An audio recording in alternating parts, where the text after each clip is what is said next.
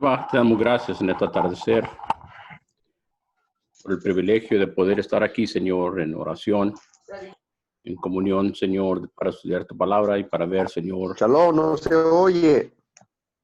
lo que tú estás haciendo. Ají. Un momento, por favor. Ahora.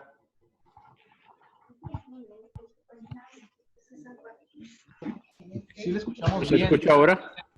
Revise su audio. Shalom, ají. ¿Se oye o no? Estoy probando. Sí se oye. Ok. Oye. Perdón, ají, tengo que ponerme los... Lentes. No, los audífonos, porque lo tengo aquí en el... Ok, vamos a orar, por favor. Entonces, una vez más. Abba, te damos gracias por este privilegio de poder estar aquí en este atardecer, Señor, para pedir tu bendición, Señor, aquí en ese estudio para nosotros. Señor, Graciela que va a presentar el estudio y para los oyentes. Señor, en esta atardecer muy especial queremos, Señor, dar gracias, Señor, por lo que tú has hecho, Señor, por tu amor y tu misericordia. Pedimos por aquellas personas, Señor, que han tenido pérdidas de seres queridos, en particular a la hermana Mireles, Señor, en la pérdida de su madre, Señor, y que tú consueles a ella y a sus hermanos, donde están a los familiares, Señor, allá en México. Te rogamos también por aquellos que están pasando por tiempos difíciles por causa de este virus, el COVID-19, Señor, que tú, en tu misericordia, obres y traigas paz a tu pueblo, Señor, para que sepan, Señor, que en nada estar ansiosos, sino que en todo confiar en ti, Señor, que tú guardarás y cuidarás y velarás sobre tu pueblo, Señor. En el nombre de Yeshua, Señor, te pedimos obra en ellos y bendice a nosotros en el estudio, que podamos ser bendecidos ricamente en este tiempo. Te damos gracias y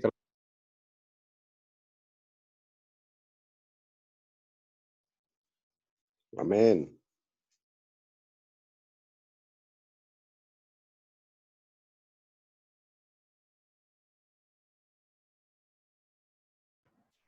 Graciela, se fue su audio. No se le escucha.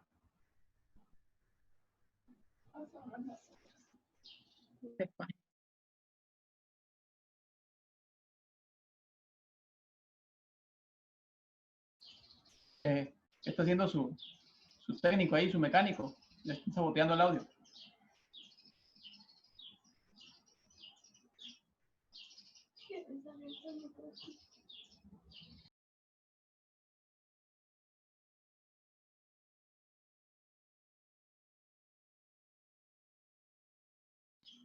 Okay, supongo que están resolviendo algún problemita técnico que tienen ahorita. Estamos experimentando dificultades técnicas. Por favor, no se desconecten. En un momento volvemos. Recordemos que los programas en vivo siempre hay algunas circunstancias. Queremos agradecer a todos nuestros patrocinadores. ¿Sí? ¿Se escucha? Ahí está. Ok, perfecto. Entonces vamos a seguir adelante. Déjame pongo la cámara ahora, o una cosa o la otra, ¿verdad? Pero no se puede todo a la vez. Voy a empezar a compartir pantalla. Y no veo lo que quiero compartir. Exacto. Es que alguien entró a Facebook. Ok, ya lo encontré. Ay. Ahí vamos. Vamos a regresar un poquito a lo que hicimos ayer. La semana pasada. Cuando digo ayer me refiero a la semana pasada. Y cuando digo la semana pasada, ahí se apagó Se apagó, fíjate. No. No sé qué está pasando aquí. Anyways. Y cuando digo cuando digo ayer, me refiero a la semana pasada. Ok, entonces vamos a regresar un poquito, si se recuerdan, estoy ahora sí compartiendo. La segunda venida hoy es la segunda parte de estas series y vamos a ver. Y ahora otra vez.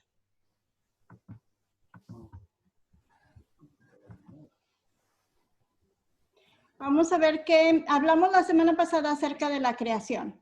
Entonces, los puntos que hicimos en la creación la semana pasada fue que Dios hizo la creación para nosotros. ¿A qué me refiero? El mundo, todo lo que está aquí era con un propósito, y el propósito era que nosotros tuviéramos lo que necesitamos para poder salir adelante, para poder ser, no sé, felices. Pero más que nada, Él nos creó a su imagen y semejanza.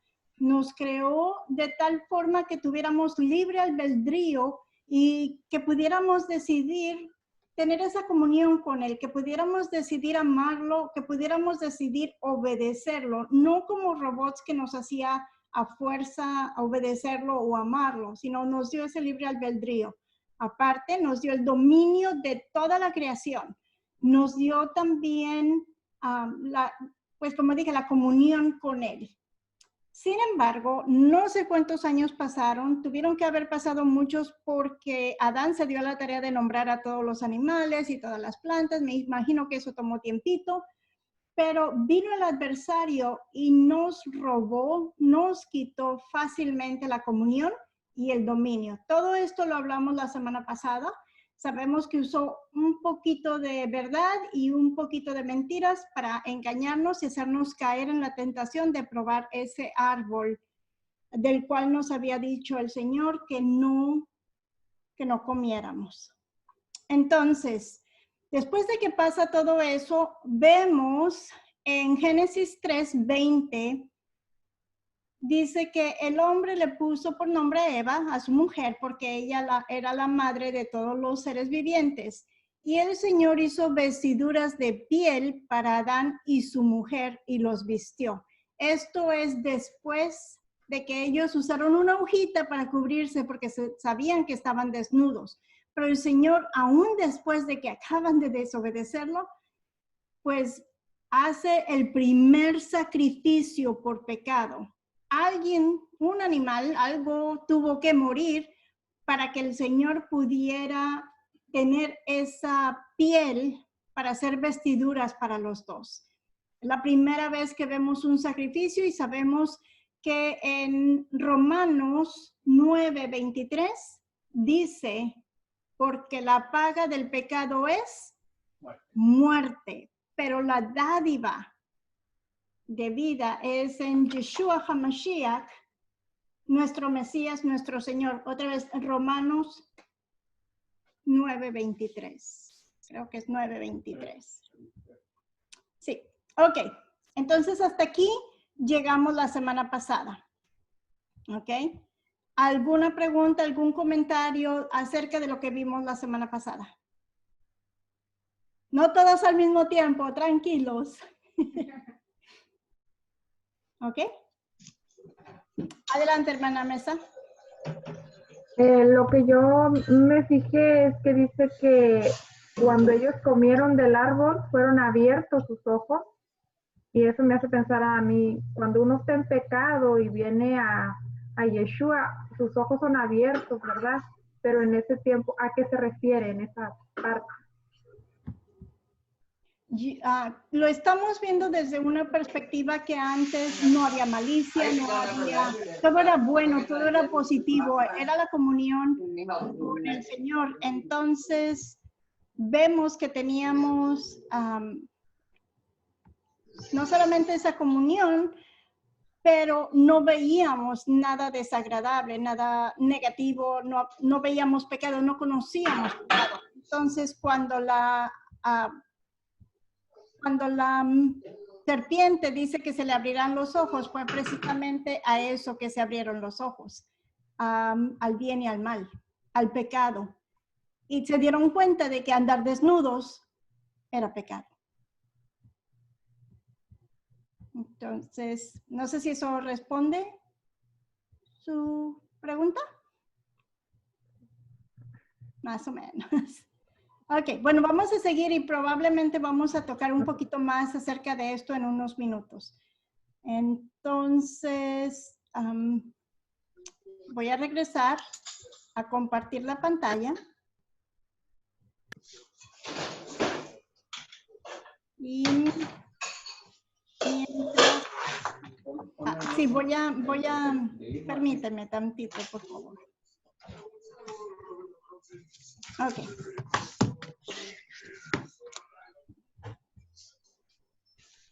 Voy a compartir ahora. Entonces, estas son las generaciones. Deja ver si lo puedo hacer un poquito más grande para que lo vean. Estas son las generaciones que van de Adán hasta Noé. Entonces, en la genealogía de Noé son 10 generaciones. Todas estas personas se mencionan en la simiente, por eso la estoy poniendo aquí. Si recuerdan, hablamos de que la simiente, había enemistad entre la simiente de la mujer que iba a destrozar la cabeza de la serpiente y el adversario, y él le iba a lastimar el carcañán. Entonces, estas 10 generaciones se mencionan en la genealogía de Yeshua, pero hay varios puntos que quiero hacer aquí en esta parte. Primero que nada, veamos a Noé. Noé nació en el año 1056. Para el año 1056, Adán y Set, la primera y segunda generación, ya habían fallecido, porque Set falleció en el año 1042. Mas, sin embargo, el resto de las generaciones, desde Enos hasta Lamec, estaban vivos. ¿Qué quiere decir esto? Había 8 generaciones con las cuales Noé tuvo algún tipo de comunicación. Hermanos, no había televisión, no había internet, no había teléfono, no había más que las generaciones para... Estoy segura que las generaciones,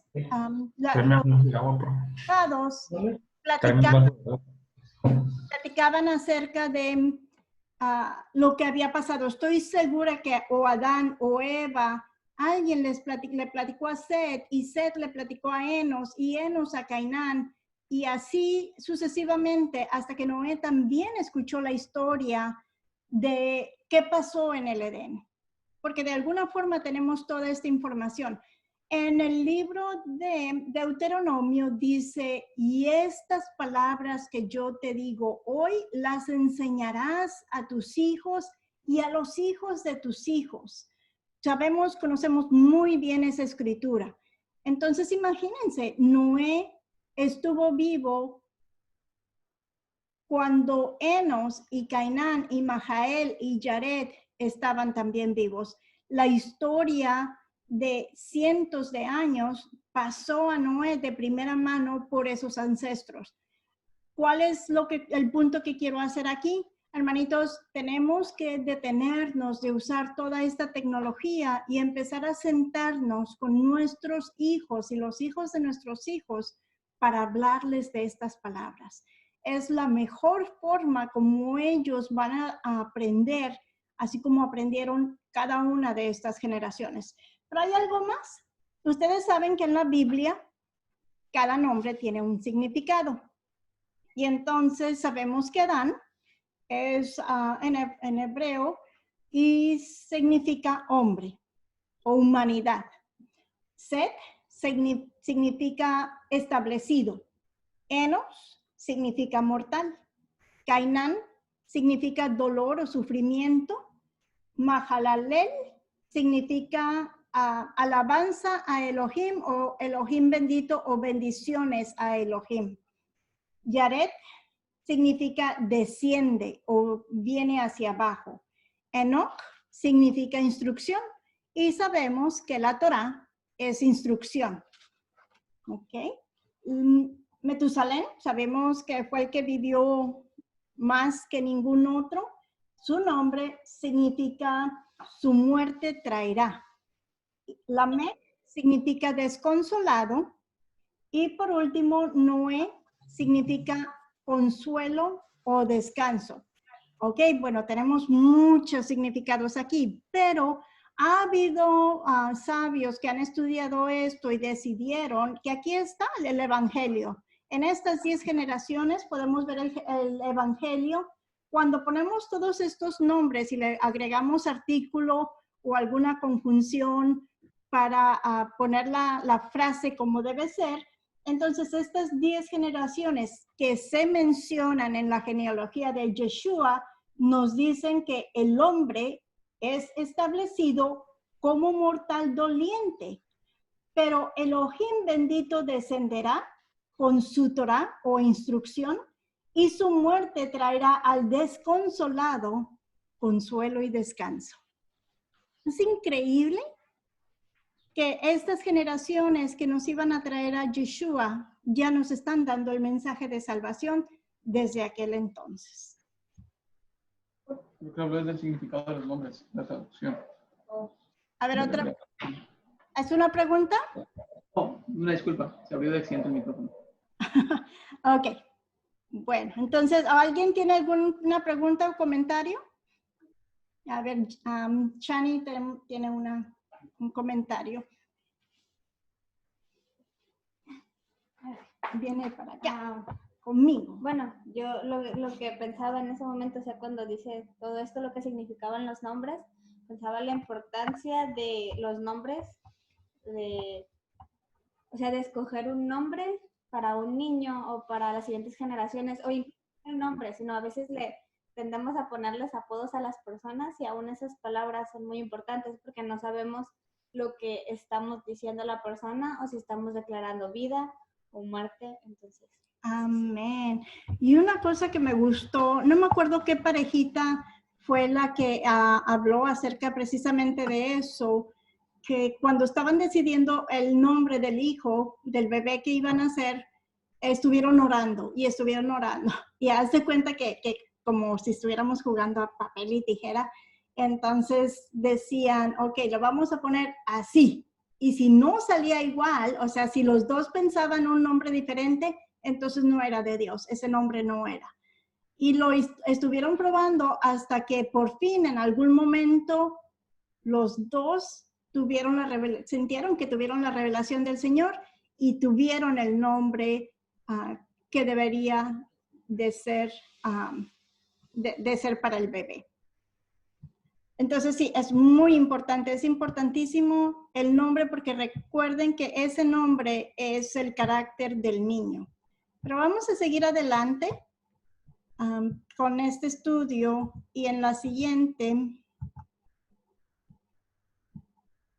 vemos que Noé, en el capítulo 6 de Génesis, versículo 9, dice, estas son las generaciones de Noé. Posteriormente nos da una lista de las generaciones de Noé, pero lo que me llama la atención de este versículo es que dice que Noé era un hombre justo, perfecto entre sus contemporáneos.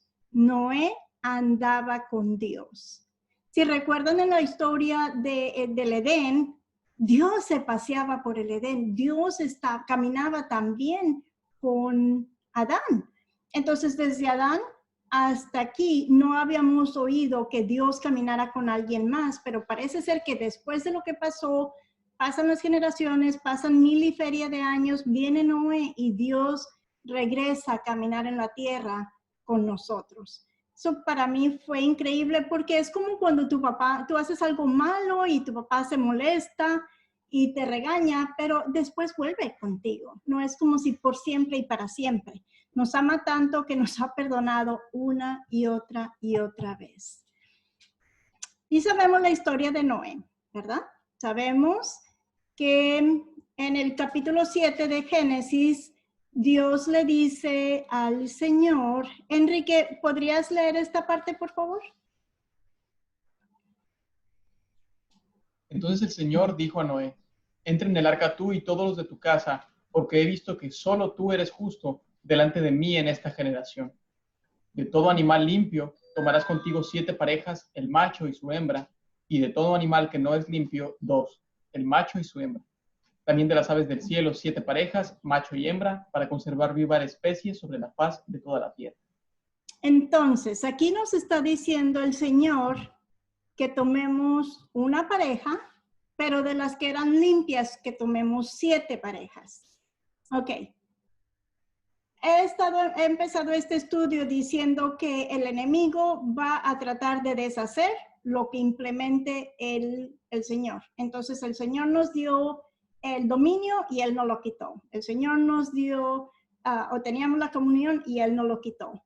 Estableció el matrimonio y lo está atacando. En fin, todo lo que establece el Señor, el enemigo va a tratar de atacarlo. ¿A qué me refiero? Aquí estamos viendo en esta parte de la Escritura que Dios habla de los animales limpios. Estamos en Génesis, está hablando a Noé. Más tarde vamos a ver en Levíticos que también nos dice ya más historia acerca de los animales limpios.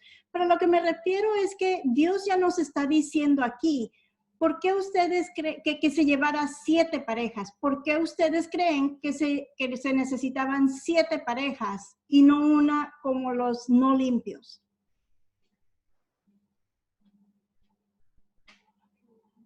Bueno, al finalizar el tiempo del diluvio, cuando salen del arca, dice que Noé ofreció holocaustos y sacrificios a Dios.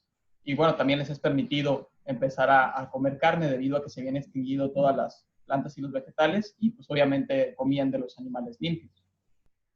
Así es. Entonces era importante. El punto que quiero hacer aquí es que Dios estableció ya los animales limpios.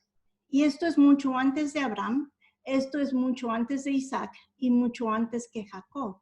Entonces, eso quiere decir que si yo digo, ay, no, pero es que esa escritura de que los animales limpios o de lo que puedo comer o de lo que no puedo comer es solo para los judíos, esto se estableció antes de que existieran los judíos. Se estableció para todos nosotros.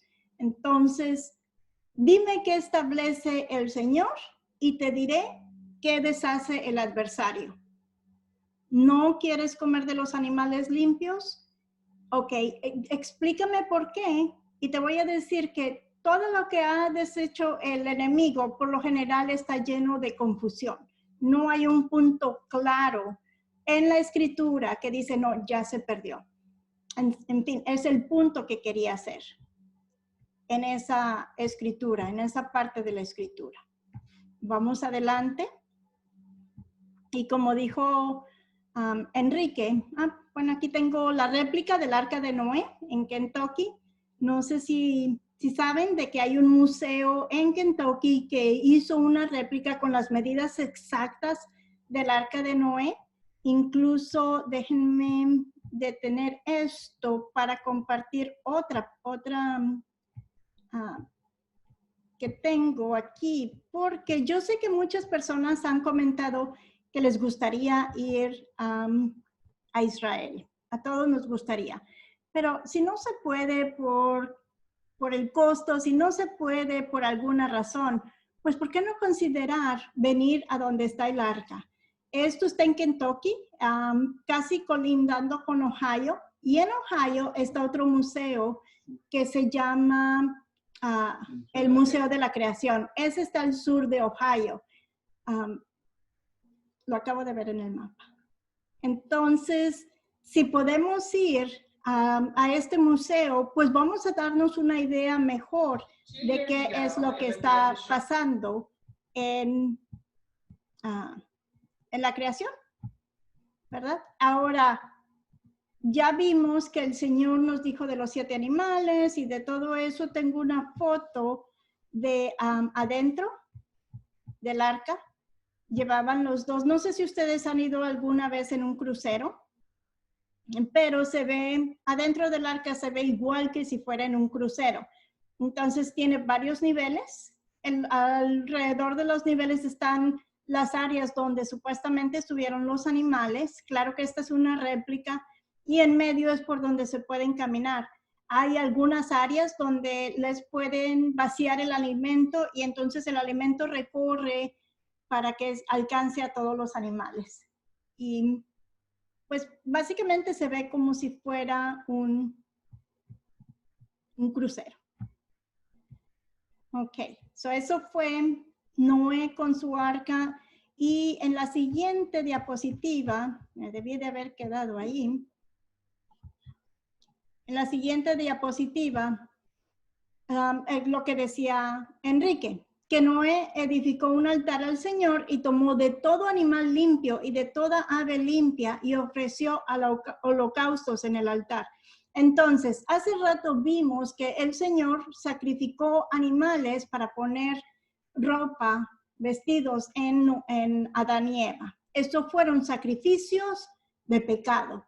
Ahora vemos que Noé está sacrificando y son animales limpios. Estoy seguro que el Señor también sacrificó animales limpios, pero esta vez no fue de pecado. Esta vez fue de agradecimiento, fue de bendición, fue de gratitud, porque Dios los había salvado, no se olvidó de ellos. Estuvieron tantos días en el agua con la inundación, pero el Señor siempre vino. Y entonces ahora quiero compartir con ustedes esto del altar, porque yo creo que a veces nos confundimos. ¿Qué es un altar? Y déjenme les digo que a través de los viajes que hicimos, las diferentes áreas en Israel, lo que veíamos eran cosas como esta.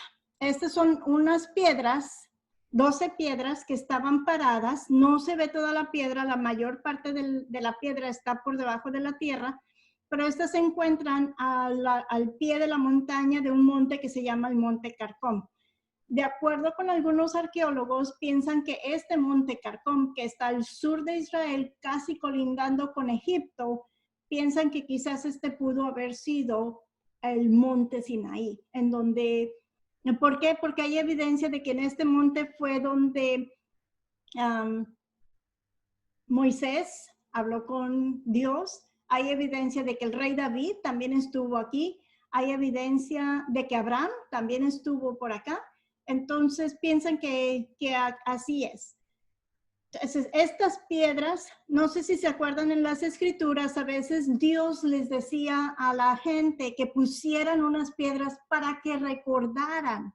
Entonces, más que un altar, era como una, no quiero decir monumento ni estatua, pero era una señal para que cuando vieran esas piedras, era obvio que alguien las había acomodado de esa forma. Entonces, esas piedras te iban a recordar lo que había pasado ahí. En la siguiente es el Monte Carcom. Ahí atrás, ahorita vamos a ver otra fotografía un poquito más grande.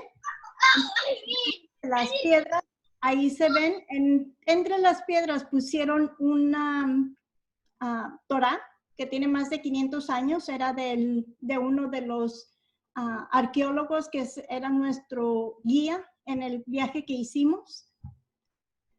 Y aquí estamos con esa Torá abierta, desenrollada completamente.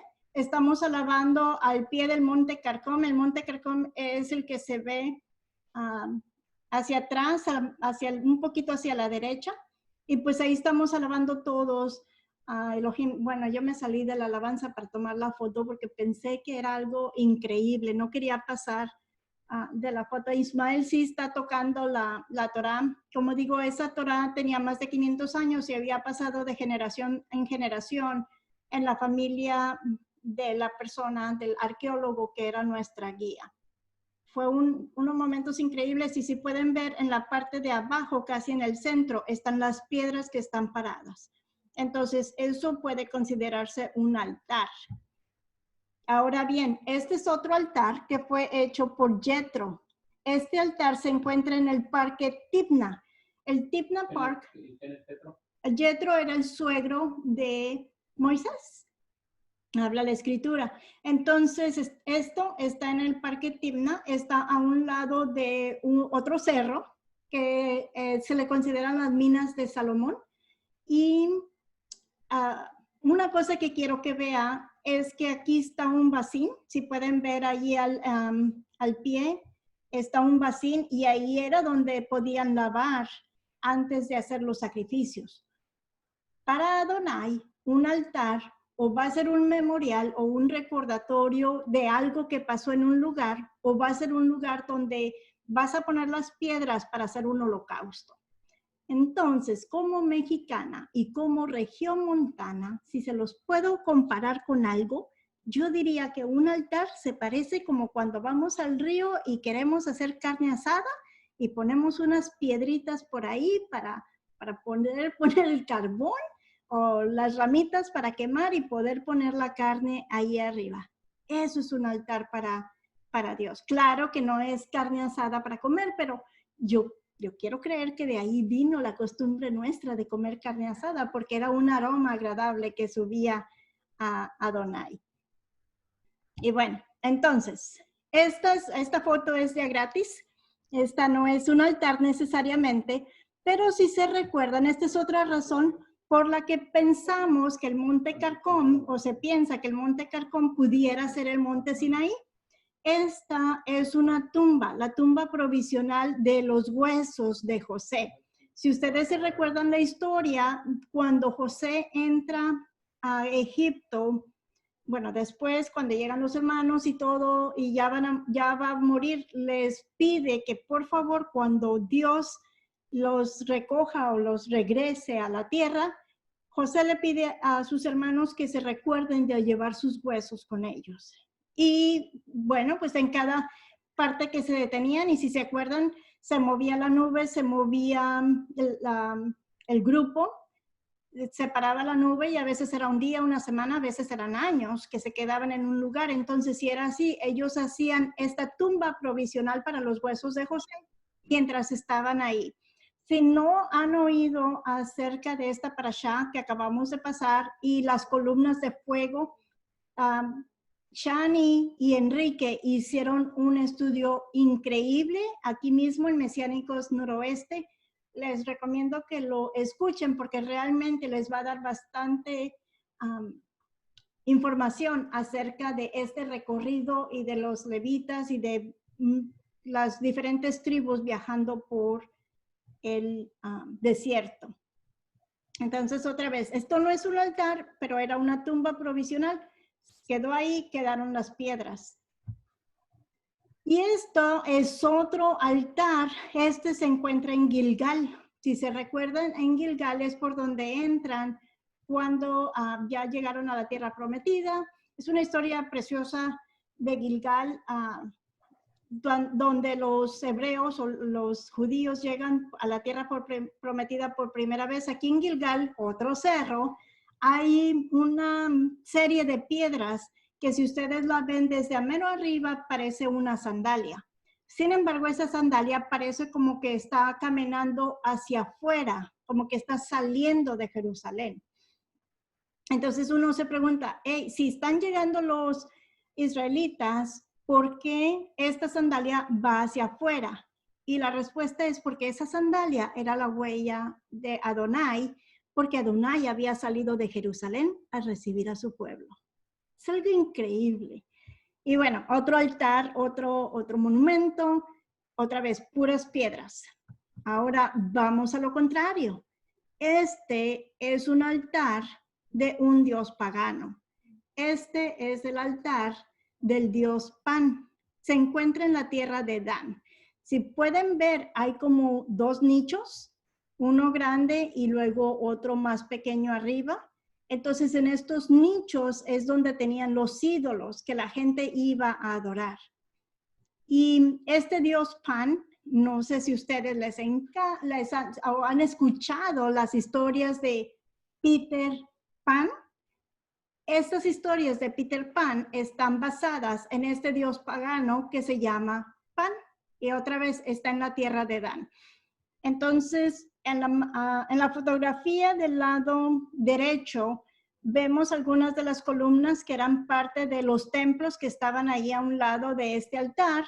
Y en estas columnas, en estas partes, había mucha, otra vez, ídolos y, no quiero decir fotos, pero artes, imágenes de diferentes cosas relacionadas a ese Dios.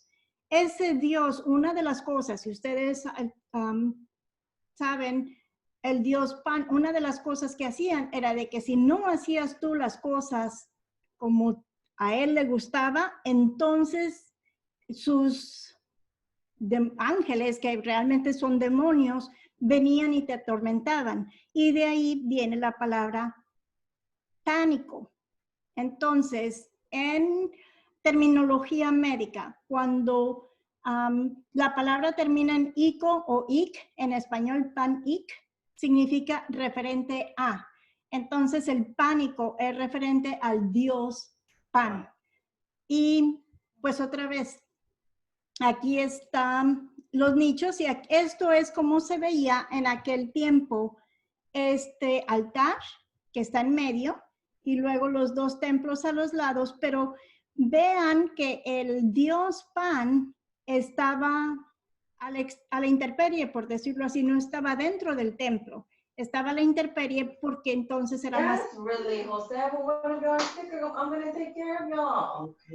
Era más accesible para las... Ok. So, entonces, es importante que él pudiera ver a la gente llegar, que él pudiera tener acceso a la gente, por eso estaba siempre a la intemperie. ¿Algún comentario? Sí, yo tengo uno. Ay, perdón. ¿Me oyen? Sí. Sí. Oiga, mi hermano, hoy que está usted pasando esa foto ahí de ese lugar donde era de la tribu de Dan. También cuando yo fui a Israel, Fuimos juntos. en la cueva grandota que se ve ahí, de ahí corría agua, salía agua. Entonces, no sé si lo explicó, pero no lo alcancé a oír. Cuando las personas llevaban la ofrenda a ese Dios, ¿verdad? Y posiblemente ellos ofrendaban a los niños recién nacidos. ¿Lo explicó eso, mi hermano, o no? No, hermanito, yo estaba nada más haciendo el punto de la diferencia entre un altar para Dios y un altar para Dios. Correcto, sí, sí. Pero bueno, pues, siga adelante, mi hermana. Ahí después lo explicamos. No, Sígale. estoy segura que ahora ya les entró la curiosidad. Termine. Bueno. Entonces, tiraban a los niños ahí, ¿verdad? Porque supuestamente el Dios vivía ahí en esa cueva. Entonces, si el agua salía manchada de sangre o roja, es que él había aceptado la ofrenda. Y si no salía el agua así que salía saliendo clara, es que él no había aceptado la ofrenda. Y esa parte de arriba, eso, yo no sé, yo lo vivía en allá, pero eso se figura bastante a la guadalupana. Yo lo vi bien, mi hermana, sí, y de hecho creo que le tomé fotos y dije, wow, de aquí surgen todas esas cosas también, pero eso es todo, mi hermana. Y así es, es muy común que veamos que en algunas religiones tienen esos nichos donde ponen ídolos. Es muy común que se haga así. Entonces, una de las cosas que vemos, algunas de las cosas que vemos es que hay mucha imitación a lo que escribió el Señor. Entonces, habla de un altar para bendecir, para alabar al Señor a través de los holocaustos y sacrificios, y él establece específicamente cómo sacrificar, pues entonces el Dios pagano hace también sacrificios, pero desafortunadamente en esta situación los sacrificios son inocentes, como estaba diciendo usted. Y eso es increíble, pero vamos a ver a través de la historia que hay muchas cosas que determinan o que hacen tratando de imitar, aunque de mala forma, a lo que hace nuestro Señor. ¿Algún otro comentario antes de seguir adelante? Pues tú dijiste que lo que hacía el adversario es hacer las cosas en una manera opuesta. Y podemos ver, el Señor decía que no tengan imágenes de Él, y ellos lo primero que hacían es poner imágenes de ellos, que no sacrificaran este tipo de sacrificio, y es lo que ellos buscaban hacer. Él hablaba del amor y el otro insta el pánico en sus servidores para que le sigan. Y el Señor busca que nosotros la amemos para que podamos servirle con gozo y vivir. Así es. Y otra palabra que viene de pan, pandemia. También, aunque pan también significa como amplio, sí. Ok, pues vamos adelante entonces, se nos está yendo el tiempo, ya son las 8:41 y no voy ni a la mitad de lo que quiero compartir hoy. Bueno, a lo mejor.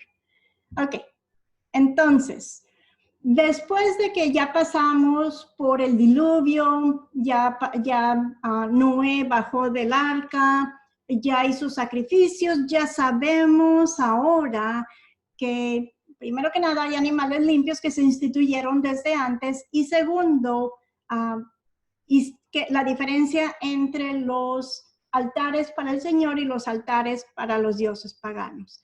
Bueno, vamos más hacia adelante y vamos a ver que ya encuentra el Señor a otra persona, encuentra a Abraham. Y en Génesis 12, del 1 al 3, podemos leer, y si por favor, Lili, si por favor me lees esta parte, te lo agradeceré.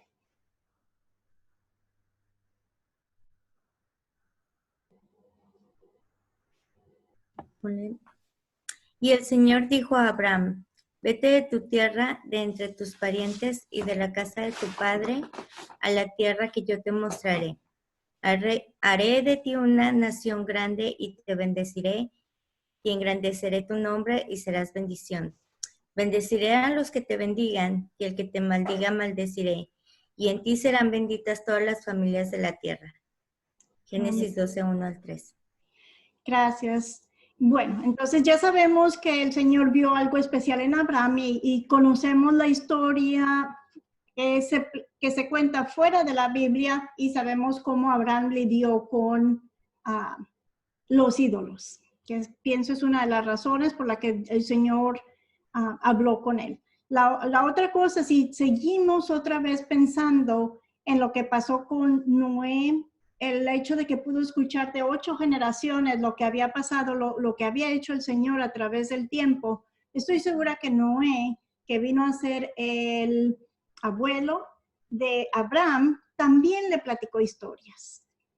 Entonces aquí estamos viendo que Dios le promete a Abraham, y aquí es donde empezamos a ver que se selecciona a un grupo de personas para hacer una nación grande, los descendientes de Abraham. Sin embargo, acabo de decir hace rato, dime qué establece el Señor y te diré qué va a tratar de deshacer el enemigo. El Señor le dio la promesa a Abraham de hacerlo una nación grande, y el enemigo ha tratado de destruir esa nación. Y te bendeciré y engrandeceré tu nombre. También vamos a ver a través de la historia cómo el enemigo ha atacado ese nombre. Y serás bendición. Y han podido ser bendición para muchos de nosotros. Lo último que le dice es, bendeciré a los que te bendigan, y a los que te maldigan, maldiciré. Y en ti serán benditas todas las familias de la tierra. Ahora, vamos adelante y vamos a ver esto de la bendición de los judíos. En Romanos 9:4, Dios mismo nos dice, a través de Pablo, nos dice cómo son ellos bendición para nosotros. Yo puse a la izquierda que estas son bendiciones para algunos, porque no todos aceptan que Israel es el pueblo escogido de Dios. Entonces, primero que nada, tenemos que aceptar que ellos, como lo dije yo anteriormente, escogió a Abraham y le dijo que iba a ser una nación grande. Y después vamos a ver que esto se hace aún más intenso o lo confirma el Señor. Ahora bien, sabemos que también nosotros, si queremos, podemos injertarnos en el olivo natural y ser parte de ese Bnei Israel. Pero nosotros nos injertamos, no es como que nosotros vamos a ser la Israel espiritual o la nueva Israel. No, aquí nos está diciendo que a ellos les perteneció la adopción como hijos. Otra cosa que a ellos les pertenece es la Shekinah, la gloria. ¿Por qué decimos eso? Sabemos que en el desierto, y otra vez es la misma explicación que estábamos hablando acerca del tabernáculo con los muchachos, Shani y Enrique, cómo estaba esa presencia constantemente en medio del pueblo. De ellos también son los pactos, y ese sería un estudio increíble, hablar de cada uno de los pactos y los diferentes significados. A ellos también se les dio la ley o la Torá, lo sabemos que se les dio en el monte Sinaí a través de la mano de Moisés. También de ellos es el culto, y voy a hablar más acerca del culto, de la abodá. ¿Cómo es que los judíos empezaron con el culto? Y a mí me interesó mucho esto porque yo siempre pensaba de dónde iniciaron esto, o por qué hacemos esto, o por qué hacemos aquello. Vamos a hablar un poquito más acerca del culto. Y las promesas también son de los judíos. Como vimos, algunas son para ellos. Específicamente a nosotros los gentiles nos dan mandatos. Si queremos las promesas, tenemos que injertarnos en el olivo natural. De ellos son los patriarcas, también Abot. Y por supuesto que la bendición más grande que tenemos gracias a los judíos es a Yeshua HaMashiach. Y entonces, este estudio se trata precisamente de Yeshua HaMashiach y cómo hemos estado a través de la historia preparándonos para su primer venida y luego qué pasó de la primera venida y cómo ahora estamos preparándonos para la segunda venida. Pero Dios dijo que en ti serían benditas todas las naciones. Por eso a un lado puse para algunos lo que nos dice en Romanos 9:4, porque tienes que creer y tienes que ser parte de. Pero aquellos que no creen, aún así son bendición los judíos para todo el mundo. Entonces tenemos que de 1901 a 1950, el 14% de todos los premios Nobel en literatura y ciencia pertenecían a judíos. ¿Qué quiere decir? Las nuevas cosas que salieron en cuanto a la literatura, en los diferentes tipos de ciencia, fueron de los judíos, que aportaron al mundo, sin importar si tú eras o no eras creyente o judío, o si te creías en ellos o no. Del 51 al 2000, entonces vamos a ver que de 1901 al 50 fue cuando estuvieron más oprimidos, pasó el holocausto, cuánta cosa, aún así 14% fueron premios Nobel. Pero del 51 al 2000, después del holocausto, cuando ya se inicia la tierra de Israel, cuando ya están más libres, eso brincó a un 32% de los premios Nobel en medicina, en física, en ciencia y en economía. Si gustan hacer una búsqueda en Google acerca de estos premios, van a ver específicamente de qué se trata. Muchas de las vacunas fueron de parte de judíos. Cuando yo empecé a escuchar y a aprender un poquito más de los judíos, me sorprendía porque parecían los marca Acme. Si ustedes se acuerdan de las caricaturas del Correcaminos, parecía marca Acme. Por donde quiera estaba la marca Acme. Y bueno, yo empecé a ver de los judíos y veía que casi todo era, él es judío y él es judío. Y entonces, hay más. Si usted usa tecnología y electrónica como Google, Yahoo, los iPhone o Apple, los USB o WhatsApp, todo eso es tecnología y electrónica judía. Facebook, judío. Me faltó Facebook ahí. Dell, judío. Entonces, claro que están siendo bendecidos y esa promesa de Dios de que serían bendición para todos está siendo cumplida. Ok, vamos a cambiar un poquito. Ya son las 8:50. Hablamos acerca de que el adversario va a intentar y seguirá intentando y ha estado intentando destruir a los hijos de Israel. Entonces sabemos que cuando llegan a la tierra se dividen en dos reinos, el reino del norte y el reino del sur. En el año 740, y yo prefiero usar las siglas AC, antes de Cristo, en lugar de Before the Common Era, o antes de la era común, porque antes de la era común no reconoce el nacimiento de Yeshua. Mas, sin embargo, AC, antes de Cristo, reconoce que el tiempo realmente fue dividido en antes y después por la existencia de nuestro Mesías. Entonces, AC, en el año 740 antes de Cristo, el reino del norte es llevado cautivo por Asiria. A esto también se le conoce como el exilio asirio.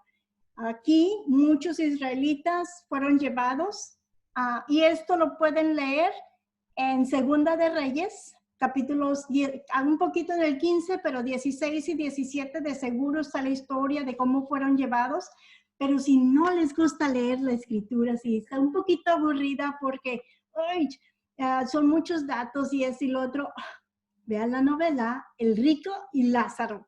Está toda la historia. Hay un poquito de la historia de este cautiverio en Asiria, pero donde enfatizan más en esa novela es durante el reinado del rey Nabucodonosor, que vino a ser 586 a.C., por el imperio babilónico. Aquí se destruye el templo de Jerusalén y se captura el reino de Judá y 100,000 familias, no personas, familias judías son llevadas en cautiverio. Durante este tiempo estaba el profeta Daniel, el profeta Ezequías, Esdras y muchos otros más. Entonces, ¿alguna pregunta o comentario hasta aquí? Ismael. Sí, solamente para aclarar lo que dijiste de la generación de Noé a Abraham. Más bien no era el abuelo, sino que eran los antepasados que sí eran tatarabuelos o algo así, pero era la 10ª generación.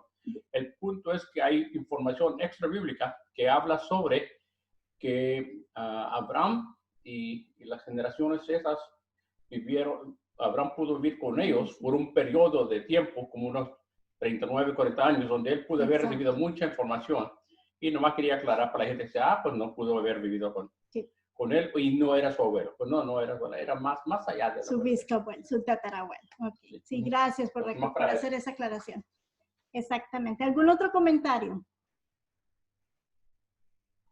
Ok. Bueno, porque lo que viene está a mí me fascina lo que viene. Yo realmente que me gustó, no sé, me dio mucho gusto aprender acerca del Anshe Knesset Hagedollah. En español, los hombres de la gran asamblea. Eran aproximadamente 120 hombres. Ahora, déjenme les platico un poquito la historia. Bueno, esto se dio más o menos en el año 500 a.C., como dice aquí. Eran aproximadamente 120 hombres, entre ellos profetas, eruditos y escribas. Y aquí están algunos nombres de las personas que eran parte de ese Anshe Knesset Hagedollah. Y déjenme les platico un poquito la historia. Entonces, si es en el año 500, les acabo de decir que en el año 586 aproximadamente fue el cautiverio a Babilonia. ¿Ok? Destruyeron el primer templo. Piensen en eso. ¿Quiénes somos nosotros como cultura? ¿Qué nos caracteriza a nosotros o nos diferencia de otras personas? Por lo general, somos nosotros, nos une un idioma, nos une tradiciones, nos une quizás una religión, nos une la comida, diferentes tipos de comida. Entonces a los israelitas era lo mismo. Ellos tenían un idioma, tenían tradiciones que la mayoría de ellas estaban basadas alrededor del templo y tenían, por supuesto, ese templo donde se llevaba la vida cotidiana. Todos los días tenían que hacer sacrificios y nacía alguien y tenían que ir al templo a agradecer y tenían pecado y van a hacer expiación por los pecados. Y bueno, las fiestas, los moedim del Señor, todo era basado en el templo. Pesach era para llevar sacrificio también, en fin. Lo que a ellos los identificaba como personas era ese hecho de que tenían el templo y de que su vida era alrededor del templo. Entonces, el templo es tirado. A ellos son llevados. Ya no tienen ese existir, ya no tienen eso que los une. Pero estamos en el tiempo donde está Daniel, Ezra, Nehemías, Mordequeo, Jeremías. Todos esos profetas y hombres grandes estaban ahí y empezaron a clamar al Señor y se dieron cuenta de que tenían que hacer algo. Y aún cuando estaban viviendo en cautiverio, sabemos que Daniel tenía una posición más o menos alta ahí con el rey Nabucodonosor, entonces tenían ciertos privilegios. Se unen todas estas gentes, estos 120 hombres, se unen y empiezan a decidir qué vamos a hacer para mantenernos como gente, para que no mueran nuestras tradiciones, que realmente no son nuestras. ¿Cómo podemos mantener vivas las fiestas, las tradiciones, etcétera? Y ahí es cuando deciden establecer el Beit Midrash. Beit quiere decir casa y Midrash quiere decir de estudio, pero de estudio específico de la Torá. Ahí es cuando la liturgia se establece y se establecen las sinagogas. Antes de que hubiera iglesias, antes de que hubiera cualquier otro tipo de edificio donde se reuniera la gente para estudiar las escrituras, venimos a ver el Beit Midrash o sinagoga. Ahí establecieron el ritual de la sinagoga o lo que nosotros le conocemos como liturgia. Ahí se hicieron muchos de los tefilot u oraciones y ahí también se escribieron muchos de los brajot. Entonces, la próxima vez que usted vea un servicio de la sinagoga, piense que esas oraciones, que esas bendiciones, que esa liturgia se estableció en el año 500 antes de Yeshua. Esta misma gente también decidió establecer y organizar las escrituras. Ahí nació el Tanakh.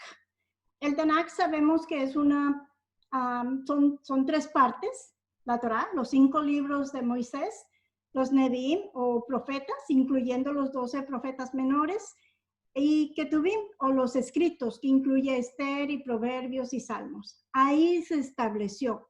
Más tarde, cuando viene la Septuaginta, solamente reconocen lo que se estableció por medio del Anshe Knesset Hagedolá.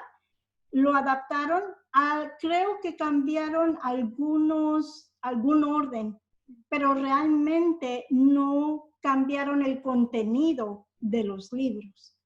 Y a mí, sinceramente, que me vuela el coco pensar que cuando yo estoy diciendo alguno de los tefilot, que la mayoría son basadas en la escritura, fueron escritos por profetas que están ahí en el libro. Entonces, ya, con eso, cuando yo estoy viendo las diferentes oraciones, solamente pienso en esto. Y bueno, vamos a ver que había sinagogas desde hace mucho tiempo. Esta sinagoga está en Masada. Esta es una foto de una sinagoga. Masada, ahorita les doy otra vista de Masada. Pero donde está la línea negra es lo que se encontró, era lo que sobrevivió a los tiempos y también porque hubo batallas en esos lugares. Pero ya tenían una sinagoga. En cada sinagoga hay un cuarto especial donde guardaban o escondían los escritos, o la Torá, o los rollos, o los sefer.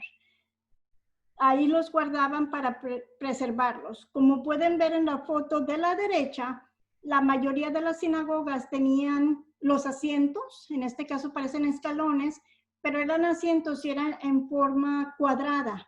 Entonces la persona que hablaba por lo general estaba en medio y las demás gentes alrededor para escuchar lo que tenían que decir. Y lo que se escuchaba era simple y sencillamente el estudio de la Torá. Eso se hacía los Shabbats. Y ustedes pueden leer en la escritura que Yeshua mismo iba a la sinagoga en Shabbat. Y él mismo llegó a dar midrash o estudios en esa sinagoga. Lo que me hace pensar que Yeshua también siguió ese orden de la liturgia. También hizo algunas de las oraciones y de las bendiciones al estar en la sinagoga. Esta es otra foto. Esta sinagoga está en el área de Corazín. que es en Galilea, está cerca de Galilea. En la foto de la izquierda, si pueden ver, es más o menos, parece como un asiento. Esto es lo que en cada sinagoga había y eso es lo que se le llama el asiento de Moisés. Entonces, en la escritura vemos que Yeshua le dice a la gente, cuando se sienten en el asiento de Moisés, escuchen lo que digan, pero no hagan lo que hacen. ¿Recuerdan de esa parte de la escritura? Entonces, la tradición era de que al llegar a la sinagoga se sentaban en el asiento y de ahí hacían el estudio. Como quien dice, tomaban el lugar de Moisés para enseñar al pueblo, para de ahí estudiar las escrituras y sacar el Midrash. Y en la foto de la derecha vemos que son columnas y parte de la sinagoga que estaba en esta sinagoga. Las que recorrimos a través de los diferentes viajes que fuimos, casi siempre eran así cuadradas, algunas tenían columnas, algunas cosas diferentes, pero todas tenían o el asiento de Moisés o una réplica o un espacio donde decían, aquí estaba el asiento de Moisés. Aquí está el Sefer, esta es una de las fotografías que me gusta, esta es una Torá, como la vemos o como la usamos en la sinagoga, y una vez al año se desenrolla completamente para que todo el mundo pueda acercarse y ver, y el rabino nos explica en qué sección están los 10 mandamientos, en qué sección, las diferentes partes importantes de la Torá. Y entonces, les acababa de decir que en la sinagoga se guardaban los escritos. También les dije que ahí fue donde en las sinagogas que los guardaban, todos estos textos, los textos, la mayoría de los textos de las escrituras cristianas están basados en el texto masorético. ¿Qué quiere decir masorético? Pues que fueron escritas por los escribas, que también se les llaman masoretos o masoretas. ¿Qué quiere decir transmisores? Es increíble. ¿Se acuerdan que los escribas es una de las bendiciones que hemos recibido a través de los judíos? Bueno, esta gente está súper entrenada, porque escriben todo y si hay un error, no se usa más el texto, pero tampoco, o el rollo, pero tampoco se tira. Se guarda en esas partes que estábamos diciendo. Entonces, el texto masorético, o sea, escrito por los escribas, el más antiguo es el de Leningrado, que fue escrito en el siglo XI. Y el Aleppo Codex es otro que también se considera uno de los más antiguos. Y entonces dicen, ay, pues fueron basados en esto. Pero la Torá y lo que acabamos de hablar está de acuerdo con lo que se consiguió en Qumran. Y en Qumran son 10 siglos más antiguo que el más antiguo. O sea, que es súper antiguo. Y estaban en una jarra. Entonces fueron bien preservados por las jarras porque eran de materiales minerales que ayudaron a la preservación. Estos rollos o estas partes de Qumran, estos sefer, están ahorita guardados en lo que le llaman el santuario del libro. La cópula, es como un museo del libro, que bueno, yo digo del libro, pero es solamente de Torá. Todo lo que hay ahí son las diferentes partes de la Torá que se han encontrado en muchas partes. Y el Aleppo Codex es uno que tienen en un cuarto súper guardado, porque solamente hay un original, y si lo pierden, se pierden. Y como saben, esta gente loca les da por quemar todos estos libros que son importantes para nosotros. Entonces, nadie sabe dónde exactamente está el Aleppo Codex, pero está guardado bien preservado. Y bueno, déjenme, no sé si tienen, ya sé que ya son las 9 y feria. Y todavía tengo un poquito más, pero ¿alguna pregunta hasta aquí?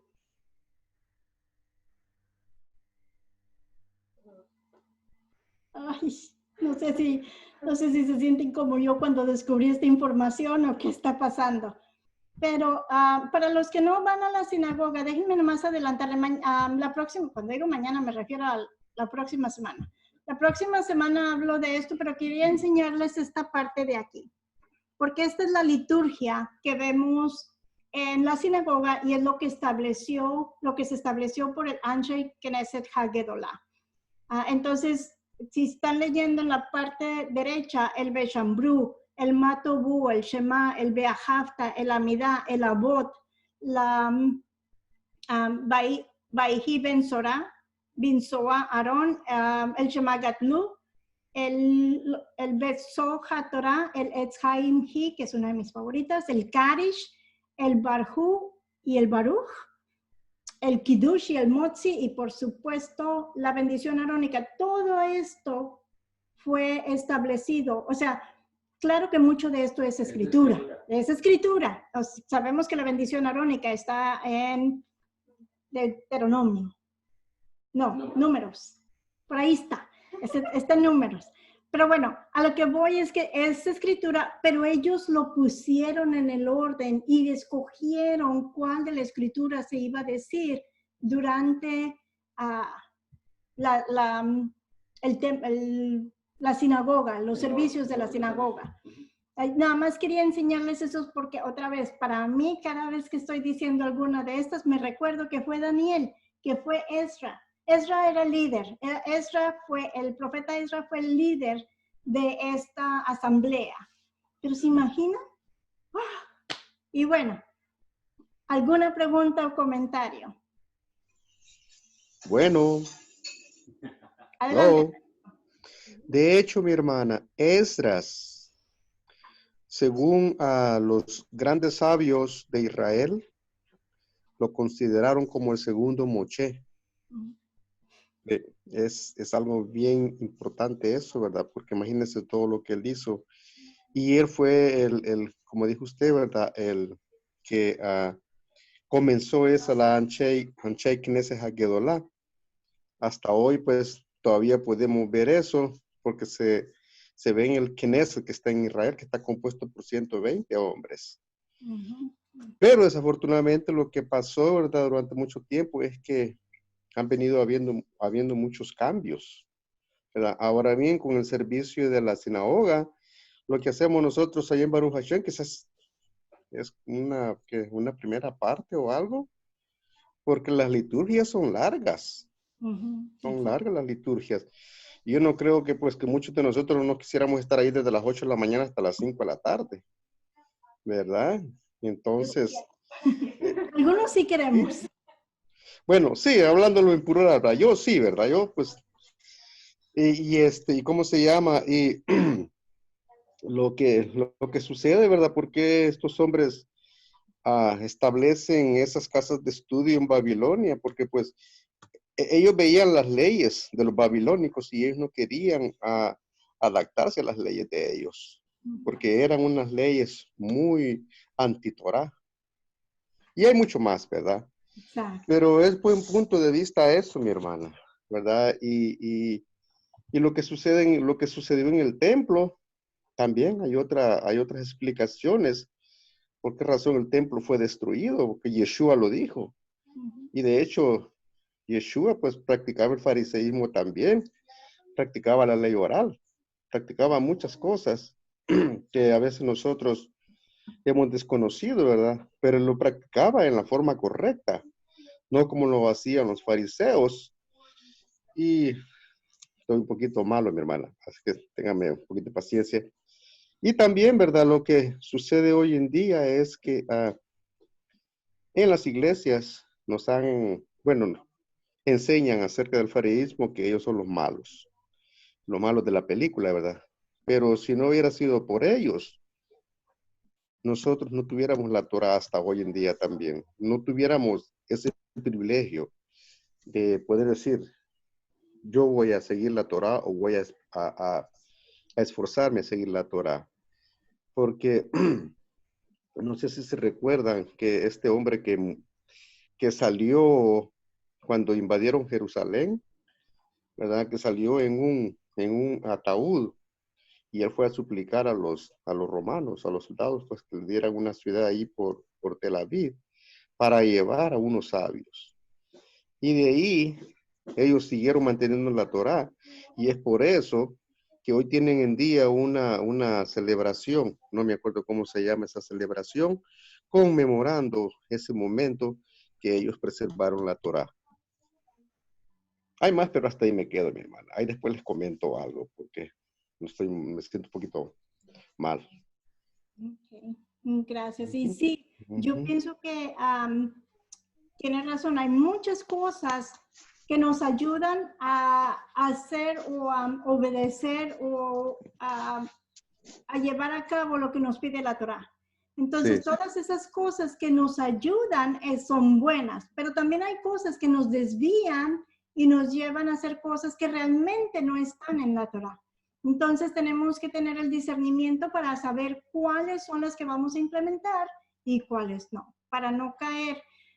El rabino lo ha explicado muy bien cuando dice que si vamos a ir del punto A al punto B y establecemos el curso, pero si nos movemos un grado a la derecha o a la izquierda, y Yeshua también dice, no vayamos a movernos ni a derecha ni a la izquierda, pues entonces no vamos a dar en el blanco. Entonces sí, mientras que nos ayude, eso es perfecto, pero que no nos saque del carril o desvíe. Ismael, ¿tenías un comentario? No. Ok. ¿Alguien más? Excelente, muchísimas gracias. Estamos emocionados por saber qué más sigue. Por eso no queremos preguntar nada, porque no queremos desviar la atención.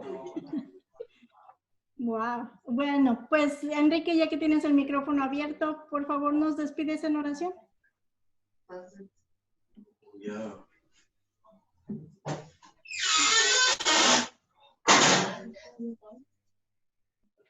¿Quién va a orar, Graciela? Yo. Y preguntándome, ¿por qué no empieza a orar la persona? Padre Dios de Abraham, de Isaac y de Jacob, damos gracias porque nos has dejado un legado, Señor, porque nos has dado tu presencia, porque nos has dado Yeshua, Señor, pero hasta el día de hoy nos has dado señales visibles de tu presencia y de tu mano actuando a través de la historia. Tenemos tu palabra, Señor. Muchas gracias por tu instrucción. Y muchas gracias por el pueblo de Israel, Señor, que son un testimonio vivo de tu fidelidad, de tu mano obrando a través de las generaciones. Que nuestro corazón, Señor, pueda obedecer esa instrucción dada en el libro de los Salmos. Oren por la paz de Jerusalén, Señor, que entendamos cómo somos hermanados y cómo nos convertimos en un pueblo a través de la sangre de Yeshua. Y aprendamos, Señor, a honrarles, amarles y a respetarles como hermano mayor. Gracias por lo que tú has hecho, Señor, a través de tu pueblo. Te pedimos que guardes la vida de todos nuestros hermanos en Baruch Hashem, que tú traigas consolación, Señor, y fortaleza sobre cada uno de los que ven esta transmisión, especialmente durante estos tiempos difíciles, porque sabemos, Señor, que tú no eres un Dios del pasado, sino que tú, Señor, traspasas la historia. Y sabemos que te seguirás mostrando aún el día de hoy y en el futuro. Y te pedimos que nos permitas ver tu poderosa mano, Señor, y no ser demasiado duros para ignorar la realidad de las cosas que están frente a nuestros ojos. Te damos gracias, Señor, y te bendecimos en el nombre de Yeshua, nuestro Mesías. Amén. Amén.